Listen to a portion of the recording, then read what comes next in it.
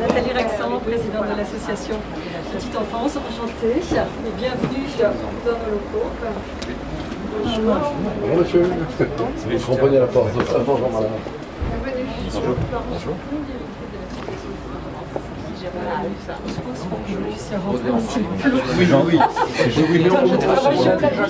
Événement de 24 places par demi-journée et 12 enfants en repas le midi. Et nous sommes 4 professionnels pour 24 enfants. 6 professionnels dans l'équipe, mais 4 professionnels à chaque fois pour accueillir les 24 enfants. Voilà, donc c'est la salle de vie principale. Une souplesse de vie horaire? Oui, oui, bien sûr, une souplesse horaire, oui. Oui, parce qu'on accueille pas mal d'enfants qui n'ont pas l'habitude, donc ils ne restent pas longtemps. Hein. Et puis des enfants qui peuvent rester aussi à la journée, ça dépend aussi des besoins des parents, sachant qu'on a quand même une très très forte demande d'accueil occasionnel sur ce quartier. Structure, il y a une participation parentale, donc des parents qui donnent un certain temps et qui peuvent notamment participer à l'élaboration des courses. Et puis sinon, c'est une question d'organisation de travail avec du personnel qui est dédié aux courses, voilà.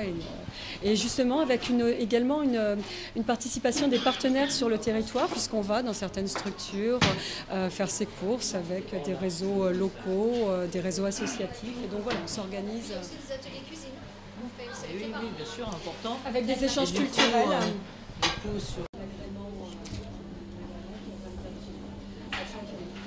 Mon déplacement à Angers était avant tout parler de cette priorité jeunesse de l'ensemble du gouvernement. Il y a eu d'ailleurs une première réunion interministérielle hier pour préparer un comité qui se réunira sous l'autorité du Premier ministre en janvier prochain. Donc la place de la jeunesse éminemment transversale sur les territoires. On le voit dans cette construction de mon déplacement. L'accueil de la petite enfance, l'innovation en termes de l'accueil de la petite enfance, la place de la vie associative extrêmement forte et qui permet cette relation citoyenne.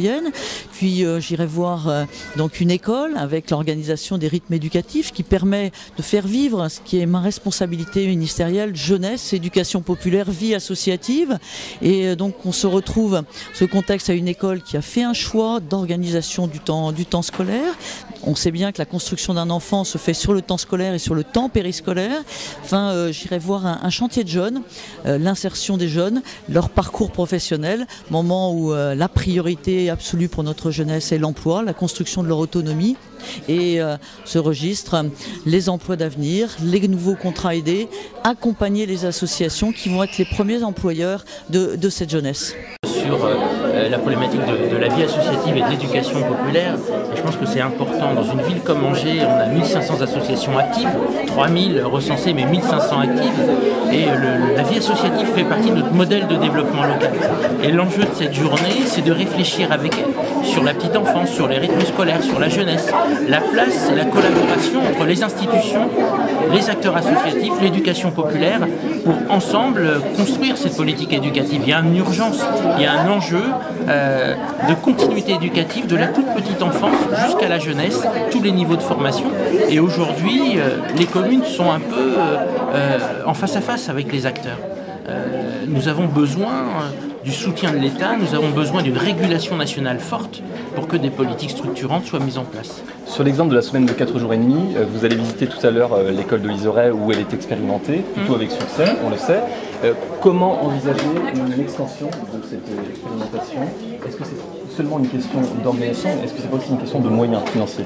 C'est avant tout une question de choix politique et de choix éducatif.